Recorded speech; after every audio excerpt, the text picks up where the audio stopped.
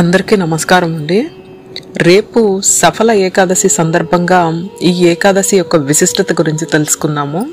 ఈ సఫల ఏకాదశి మహత్యాన్ని పాండవులలో అగ్రజుడైన ధర్మరాజుకు శ్రీకృష్ణ భగవానుడు చెప్పినట్లు శాస్త్రాలు తెలియజేస్తున్నాయి.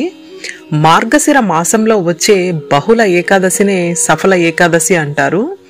ఈ రోజున నిష్ఠతో ఉపవసించి జాగరణ చేసి శ్రీ మహావిష్ణువును పూజించడం ద్వారా సకల పాపాలు నశిస్తాయని, ముక్తి లభిస్తుందని ప్రగాఢ విశ్వాసం. శ్రీ మహావిష్ణువును ఉసిరితోనూ దానిమ్మ పండుతోనూ పూజించే వారికి సకల సంపదలు చేకూరుతాయని నమ్ముతారు. సఫల ఏకాదశి రోజున జాగరణ చేసి ఆలయాల్లో దీపాలను వెలిగిస్తే 5000 సంవత్సరాలు తపస్సు చేసిన ఫలితం దక్కుతుందని నమ్ముతారు. దీనికి సమానమైన యజ్ఞం కానీ తీర్థం కానీ లేదని చెప్పబడింది. సఫల ఏకాదశి విశిష్టతను చాటి చెప్పే కథను కూడా శ్రీకృష్ణుడు పాండవులకు చెప్పినట్లు పురాణాలు తెలియజేస్తున్నాయి.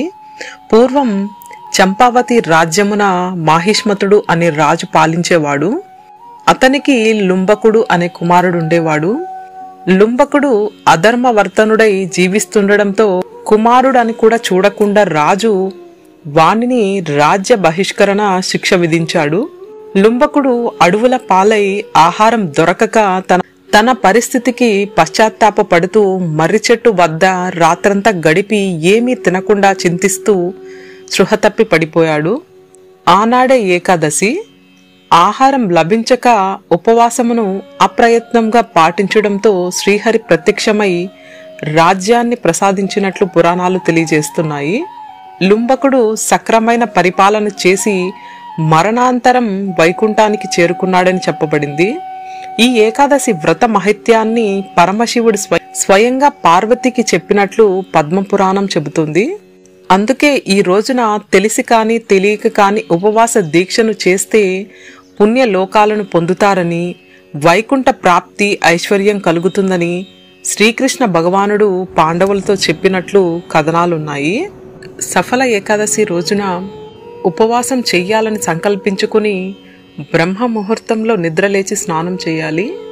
విష్ణువును పూజించి పండ్లు పుష్పాలను సమర్పించాలి. రోజంతా ఉపవాసం ఉండి రాత్రి మేల్కొని జాగరణం చేయాలి. జాగరణంలో విష్ణు సహస్రనామార్చన పఠిస్తే చాలా మంచిదని చెబుతారు. నిరుపేదలకు దానం చేయడం, అన్నదానం, వస్త్రదానం, గోదానం చాలా విశేషమైన దానాలుగా చెప్తారు.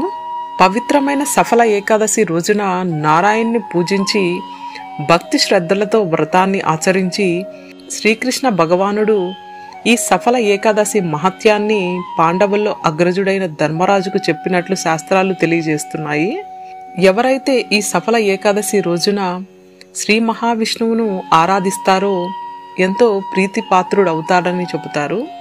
ఆచారాల ప్రకారం సఫల ఏకాదశి ఉపవాసం పాటించే భక్తులు మరణానంతరం విష్ణులోకం అంటే వైకుంఠధామం పొందుతారని చెబుతారు.